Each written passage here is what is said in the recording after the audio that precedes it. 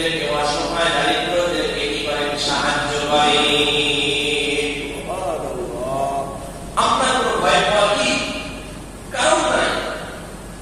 এই কথা যখন খাদিজাতুল কুবরা রাদিয়াল্লাহু তাআলা আনহা বললেন,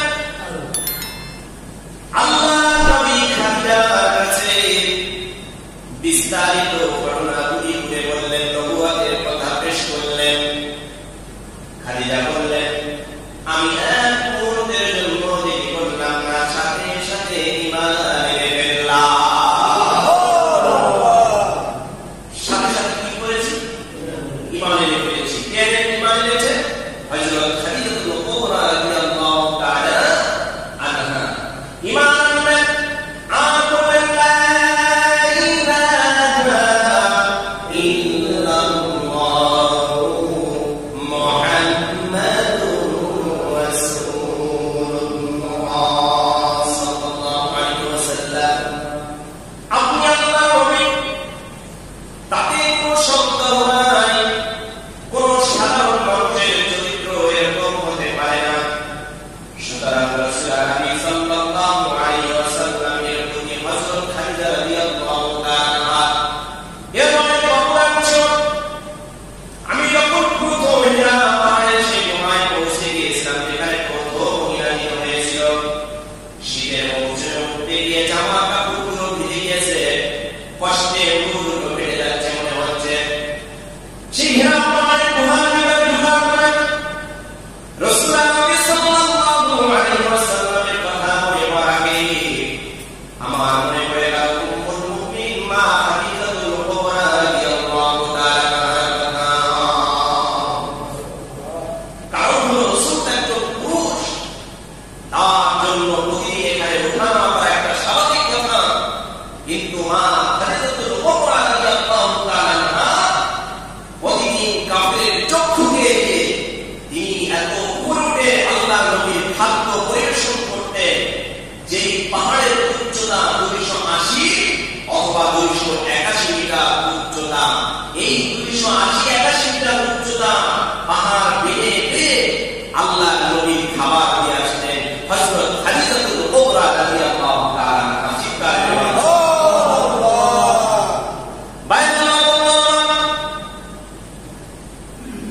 যেই হেরা গুহার ভিতরে আল্লাহর নবী ধ্যানমগ্ন ছিলেন, যেই পাহাড়ের উপরে হযরত খাদিজাতুল কুবরা রাদিয়াল্লাহু তাআলা আনহা খাবার দিয়ে আসতেন, এখানে কোনো সিঁড়ির ব্যবস্থা ছিল না।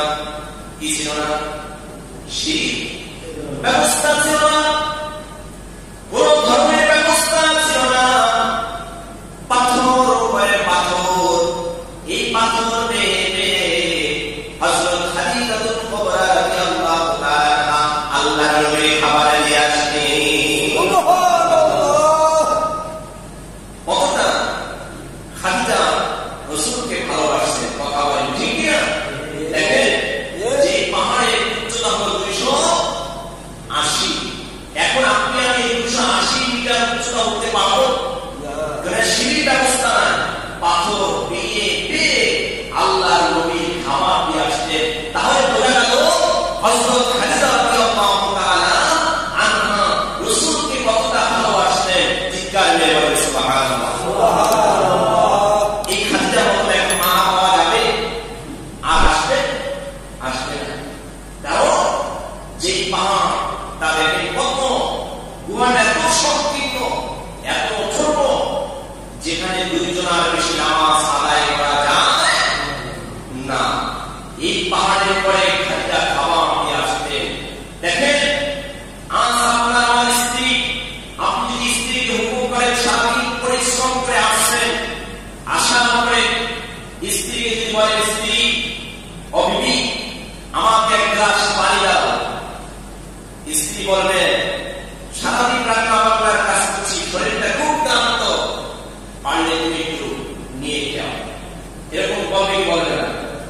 অনেক আছে না? আছে।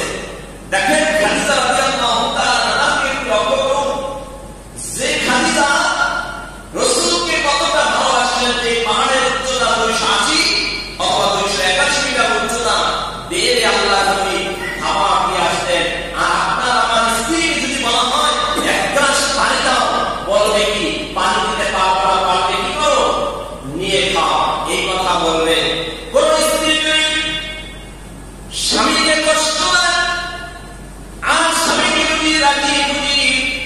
রাজি খুশি না করিয়ে যদি ওই স্ত্রী মারা যায়, তাহলে ওই স্ত্রী জাহান্নাম ছাড়া তার কোনো উপায় পাবে না।